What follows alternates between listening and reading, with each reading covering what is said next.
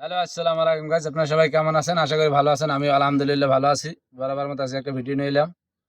একটা চীনা হাঁসের ভিডিও। হয়তো আপনাদের কাছে কেমন লাগে তা জানি না। আমার কাছে ভালো লাগছে তো আমি হিসেব করলাম দর্শকদের সাথে শেয়ার করি। এই যে আমার হাতে হাঁসটা দেখতে আছেন, হাঁসটার ওজন মাশাআল্লাহ দিলে কমও যদি থাকে 5 কেজির উপরে আছে।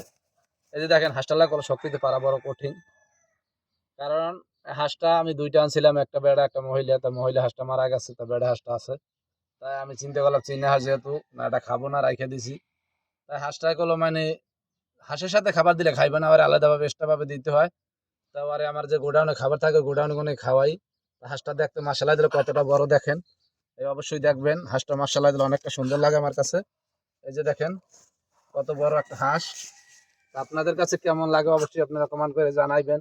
আর এই রকমের হাঁস মুরগি যারা ভালো পছন্দ করেন তারা অবশ্যই পালবেন। এই যে দেখেন হাঁসটা, এই যে দেখেন হাঁসটা দিলে মাশাআল্লাহ দিলে আলহামদুলিল্লাহ অনেকটা বড়।